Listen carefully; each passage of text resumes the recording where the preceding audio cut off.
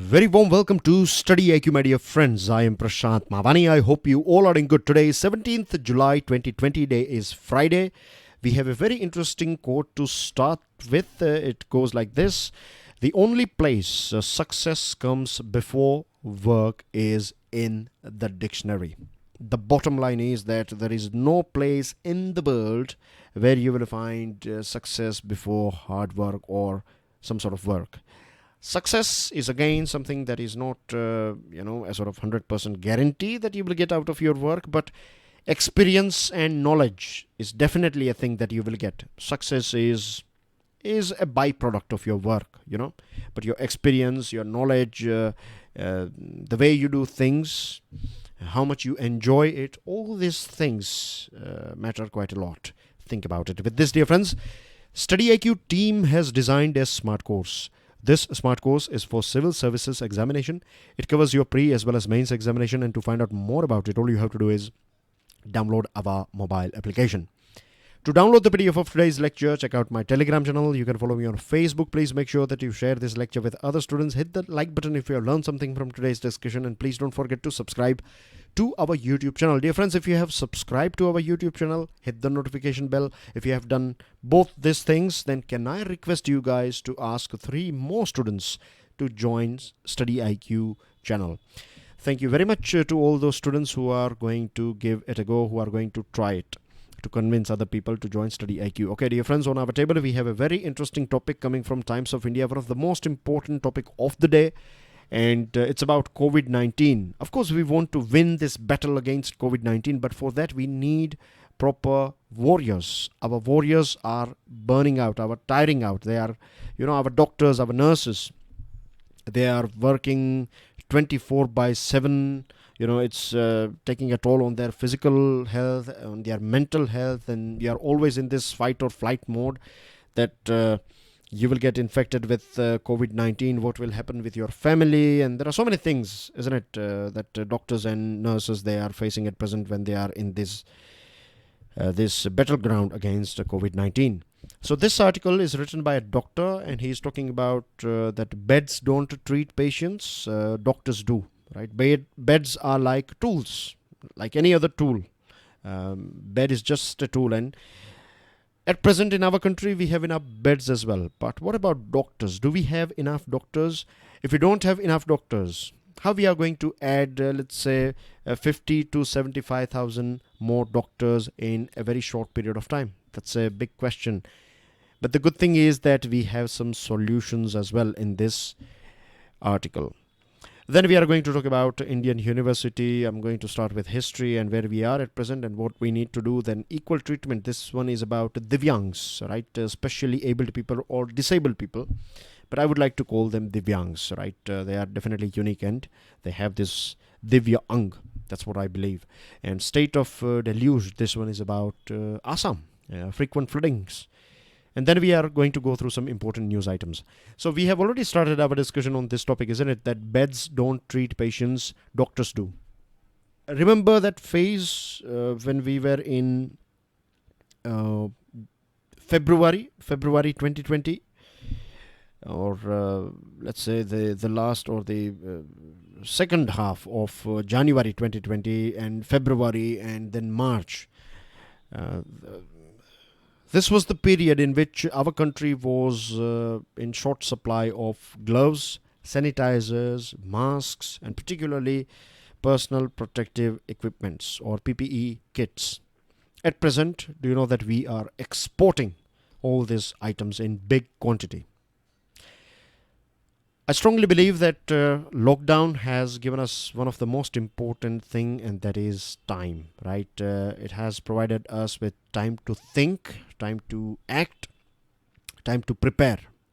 Now, leading epidemiologists, they are saying that it's their prediction that by 2021, India will have not million but millions. So I'm not sure if we will have 20 lakh cases, definitely more than 10 lakh, but not sure whether it's going to be 20 lakh or 30 lakh COVID-19 cases. At present, we are somewhere around 9 lakh cases. Out of that 9 lakh cases, 6 lakh more than 6 lakh people. They have recovered from COVID-19. Somewhere around 3 lakh people we have infected, active cases of COVID-19.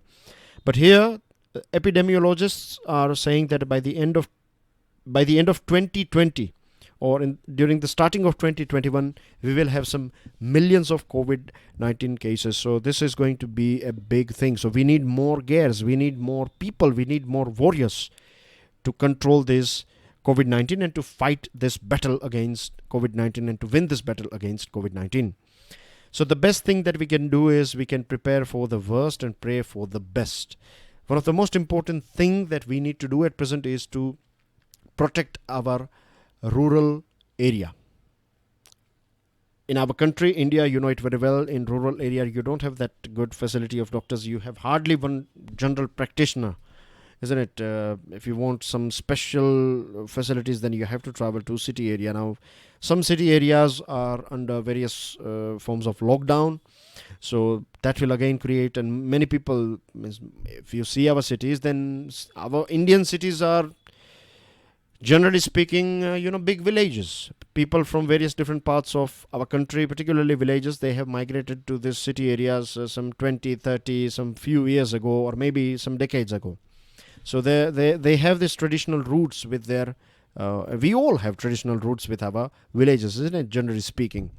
So the first round of COVID-19 battle, what I was trying to tell you is that many people, they have returned to their villages, right? I'm not talking about migrant workers only. I'm talking about people who are working in factory or in offices. They are also living at present in, many of them, they are still living in village area because they are afraid to go back to cities like Ahmedabad or Mumbai or Delhi or maybe Chennai, etc.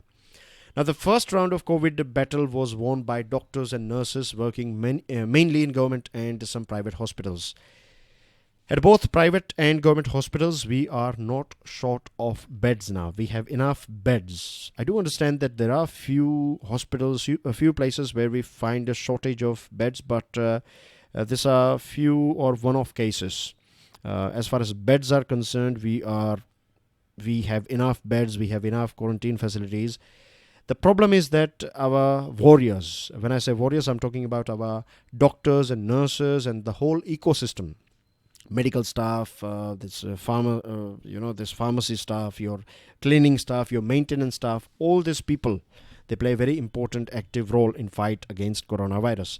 So doctors and nurses particularly, they are tired and burned out, and in an ideal world, right, a doctor or an ideal doctor, as far as treating COVID-19 patients are concerned, right, he should have experience of at least 2 years experience in working in critical care unit. He should be an MBBS doctor. And we should have more and more people who are young, who are fit, and preferably below the age of 50 years. Because if you go through the figures, then elderly people, they are the most affected as well as infected by this COVID-19 disease. These doctors who are treating COVID-19 patients, they should have a skill to insert monitoring lines into blood vessels and maintain vitals. Some of them should be experienced enough to paralyze a patient, insert a tube into the lungs to ventilate, and these are some extremely skilled jobs. So they should have, a sort of accuracy, a sort of good grip on all this and various different things that you have to execute to treat a patient who is suffering from COVID-19. Now, the thing is, let's say if we have 1,000 private and government hospitals with 200 beds each. To handle this many hospitals and this many beds, we need at least 50,000 to 75,000 young MBBS doctors. From where we are going to get this 50,000 to 75,000 young MBBS doctors? Just to say that if we have a 200-bed COVID hospital, then we would need at least 50 to 75 specialist doctors, 500 nurses to cover 6-hour shifts, weekly off and sickness leave, since a few of them will get infected as well.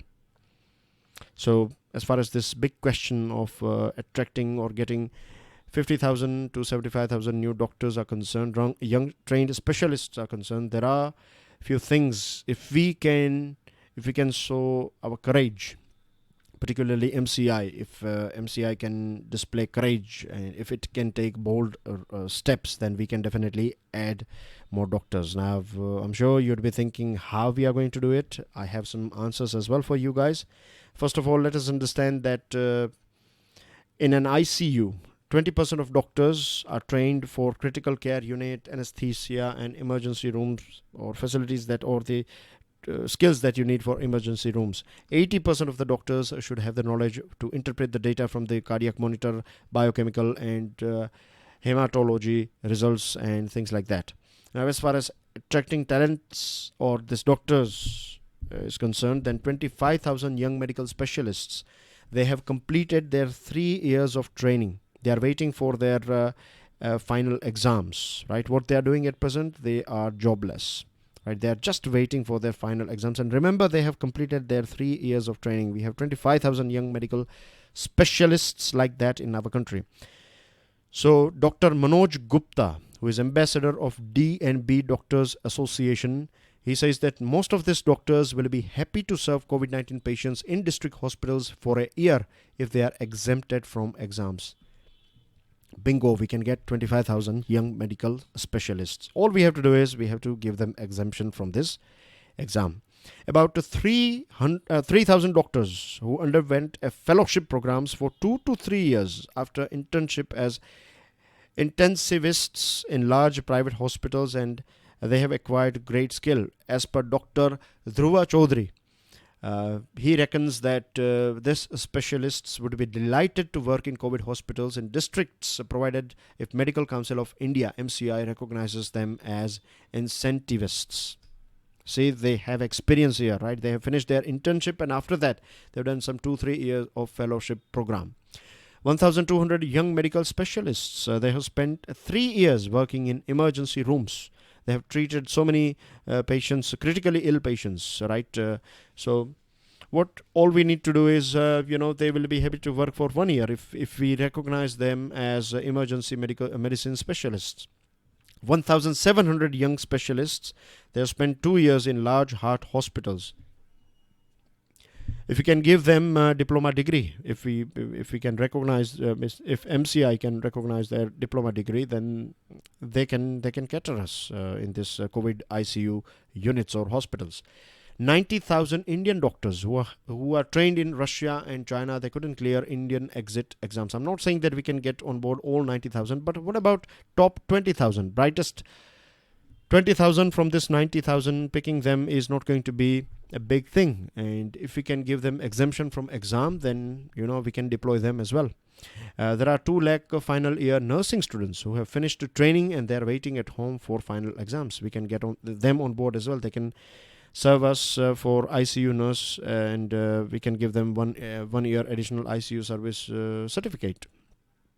The problem in our country is that when it comes to healthcare industry, it is rigidly regulated.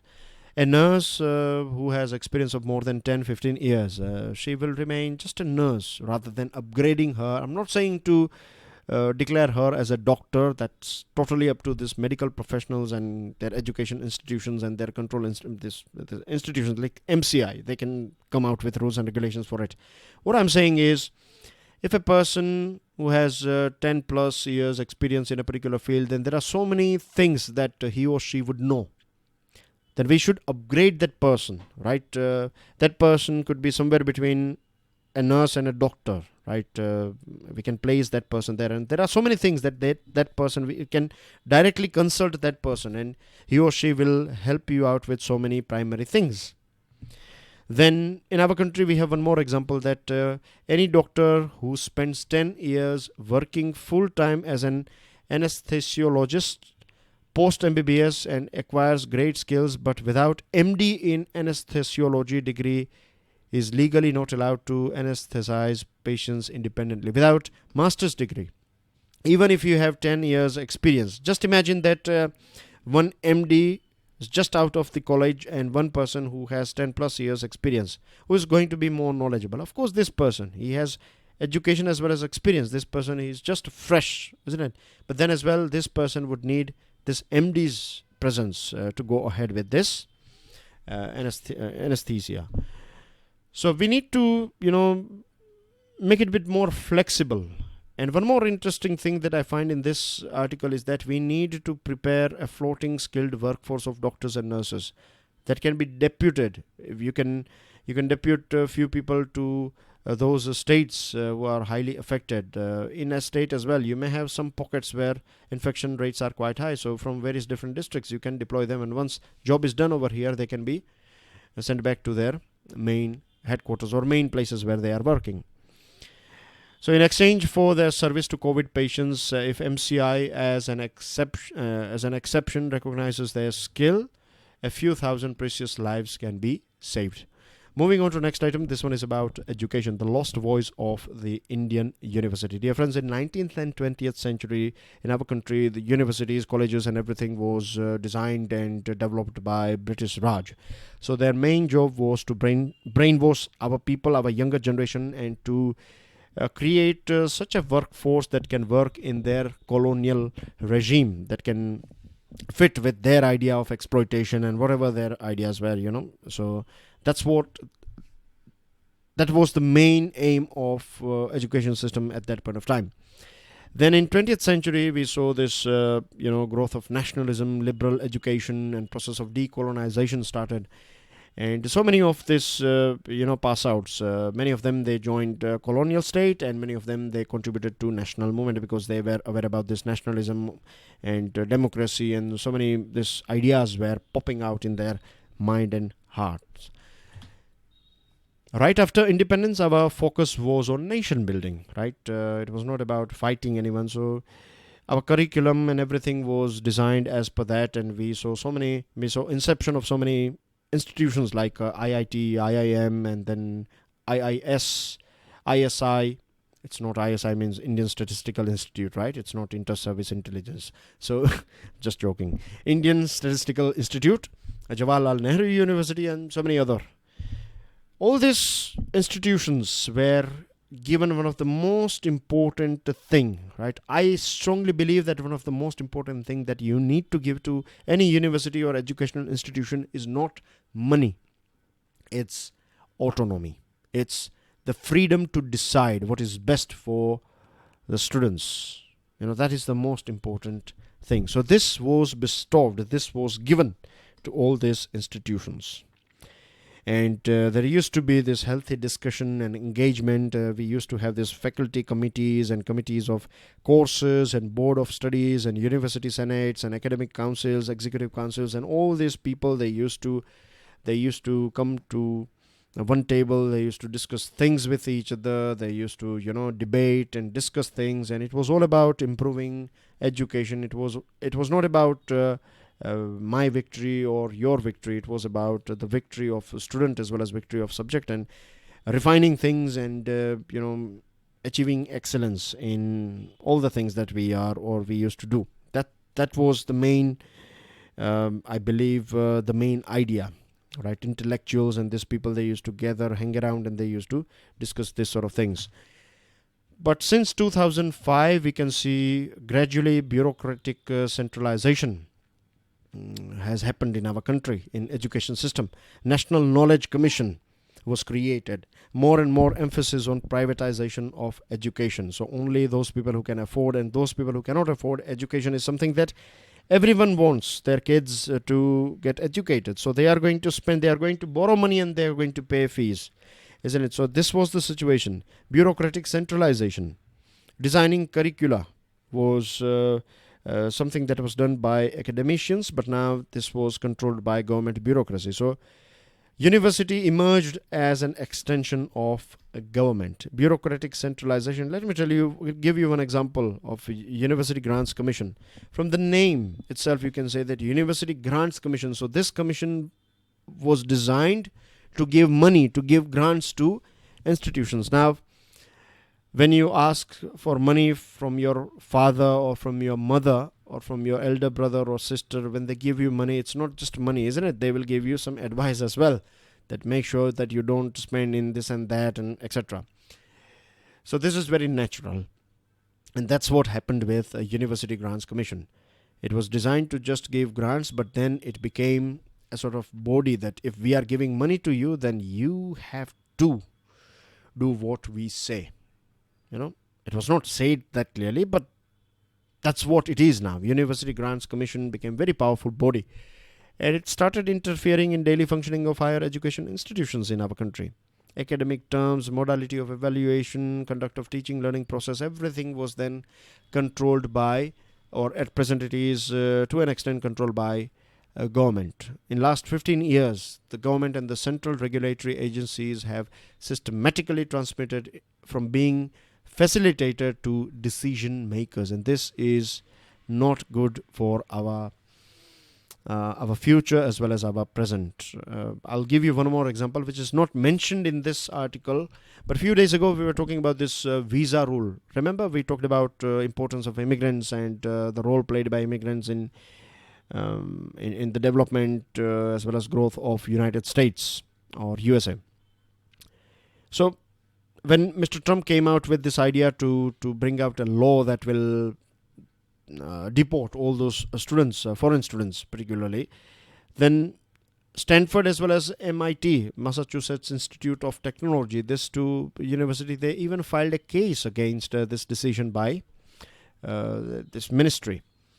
So this is the independence. Can you imagine a university filing case against HRD ministry in our country? Can you imagine that? That will not happen. Means few phone calls and the VC will be controlled. I'm not saying each and every VC in our VC is basically vice chancellor or chancellors of university. They are not just, I'm not saying all of them are puppets, but many of them are definitely, they are agents of ruling political party in various different states. You will find, because how it works is governors, right, they are appointed by central government, isn't it? Ruling party at central government. So these governors, they will appoint, these people in various different universities. This is how it works, and this is, you can say, direct control of politics over education. So this is not healthy. Freedom is one of the most important thing. Moving on to next item. For equal treatment, Delhi High Court back in 2012 said a very interesting thing about Divyangs. People suffering from disabilities are also socially backward, and this is very right? They are socially backward and are therefore at the very least entitled to same benefits as given to scheduled castes and scheduled tribes candidates. I'll give you one example why people think, or why Delhi High Court is right. When we see some disabled, I'm talking about generally speaking, many people that they just ignore them because they think like they are not capable without understanding this Divyangs. They have their own capacities and their own strengths. So this is again a sort of people considering them socially not fit or socially not up to the mark. Then when it comes to matrimony, you will find this thing, the dark society, people will talk about equality and everything, but when it comes to finding a groom or a bride for their kids, they will not go for if this is a reality, dark reality of our society, that if you'll get a biodata or something from a person who is a Divyang, then you may get even angry to the person who is passing you this thing, saying, how come you are giving this, we are not Divyang, and how come you know what I mean? This is a reality of our society. So Delhi High Court is very right when it is saying that they are socially backward and they should get all those entitlements that a scheduled caste or a scheduled tribe candidate gets in our country. Supreme Court has recognized the trivials of the disabled in accessing education or employment. So Supreme Court has given a sort of okay tested mark, or Supreme Court has approved, or Supreme Court is in line with the view that was passed by this Delhi High Court back in 2012, and that is absolutely right. The other thing is, if you go through education indicators, then we find that in 2001 census it says that illiteracy among disabled was much higher than general population figure. The share of disabled children out of school was quite higher than major social categories. Do you know why 51% of disabled illiteracy rate is 51% in disabled? Why educational indicators are not that great. It's not that they are not capable. It's only one thing, and that is infrastructure. You see the buses, right? School buses are designed for, they are not designed for disabled students. Means they are not, when you buy a bus, you don't think about that 2 or 3 disabled students that you have in your school. You think about the convenience and comfort of the maximum students that you have in your school, isn't it? So this is again infrastructure. So getting on a bus, alighting from a bus becomes a big task for this disabled students or this Divyang students, and that is that is one of the main reason. Like lack of accessibility is one reason. Then when it comes to let's say so many other facilities, like a person who is not able to means if he's what do we say, visually impaired, then how about giving him this braille text or books like that? For that you have to send them to a special school, isn't it? Again, facilities are not that great. So infrastructure and facilities, if you provide these things, right, then we can give them a very, very beautiful life. We can definitely give them. It's just about infrastructure. If you change infrastructure, then I believe that 70-80% problems will be solved. So here Supreme Court is right, and we have this law back in 2016. We came out with this law that the quota has been increased to 5%, which is absolutely important, and we need to implement this thing strictly as well, that if a private sector is hiring a disabled person, then that private sector should get some sort of incentives. So this will create an ecosystem where more disabled people will be hired by private sector. Moving on to state of deluge. This one is about Assam. Now, a few days ago, we were talking about this Brahmaputra river and, frequent floods that we find, or every year we have this news that so many districts of Assam are submerged. This time it's quite big. 65 people have lost their lives, and 35 lakh people in 26 districts of Assam are affected because of this floods in Brahmaputra river. Now 90% of Kaziranga National Park is submerged, so you can imagine like how big it is. The good thing is, a positive thing is that as per ecologists, this flood waters, it brings with it, it rejuvenates croplands, and it further fertilizes the soil. So this is a positive thing. But from last 60 years, we have not found any solution for this every year floodings. The reason is that the state has primarily relied on embankments. Now, embankments is it's a outdated idea. Back in 1950s, this embankment process was introduced. We were not having that good technology at that point of time to know exact hydrology of most Indian rivers, particularly Brahmaputra. And we know this thing that Brahmaputra is a river that passes through so many mountains, so it brings with it silt as well. So it deposits this silt at various different places. So next year, the water will find a new path for itself. So river keeps on, river changes its course frequently in this part of our country. In our last discussion, I told you that we need China, of course our country India, we need Bhutan as well on board, and then we need Bangladesh. Remember that Brahmaputra passes from these 3 countries, but the reason I'm saying we need Bhutan is because there are a few rivers they add. These rivers are tributaries. They add water to this main Bhutan, this Brahmaputra river. So we need these 4 countries. They together have to design a sort of long-term flood management strategy, and at the same time we need states as well. When it comes to international cooperation, we need these countries. When it comes to intra-country solution, we need states like Meghalaya, because rainwater from Meghalaya and surrounding hills, right, they add water, they create floods in Guwahati, and Guwahati's topography is like a bowl. So a little bit of rainfall and you will find this bowl like topography will get water. It will be filled up with water and submerged. So, we have talked about many things today, and one reason that you find in this document, Mission Flood Control Guwahati, a program of the Assam government and the city's Metropolitan Development Authority, correctly points out that unplanned expansion of city is one of the main reason why we find Guwahati under water every year, or whenever there is a little bit of more water in Brahmaputra, we find so many districts and this main capital like Guwahati under water. So that's basically everything, dear friends. We have so many news items to go through. So United Nations Economic and Social Council, Prime Minister Modi is going to address this council today. And the theme this year is multilateralism after COVID-19. What kind of UN do we need to see at 75th anniversary? Very important, very interesting topic. And I believe we are going to find some more articles on this thing. I want you guys to follow this news.